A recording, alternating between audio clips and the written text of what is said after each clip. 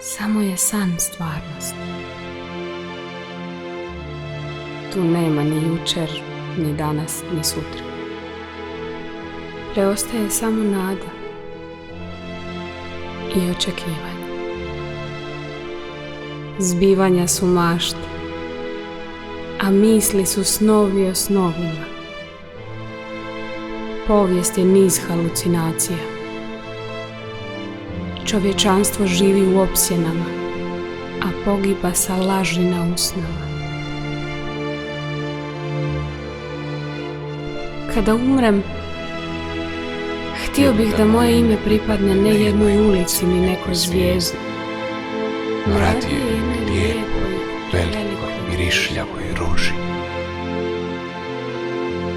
Za mnom da zaplaču Marije, ali samo lijepe, i da se skupe esencije proliju u ljubavno izgaranje nad lomačom tijela.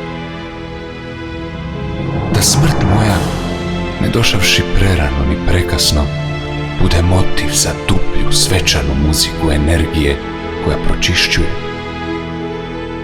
Jer patnja mora da je zaslužila jednu vječitu ljepotu. I sve ove riječi jednom nasumice bačene u vjetar, da se vrate drugi put s dubljim i stalnim zvukom i čišćim značenjem. Da se dogodi saznanje proljećem.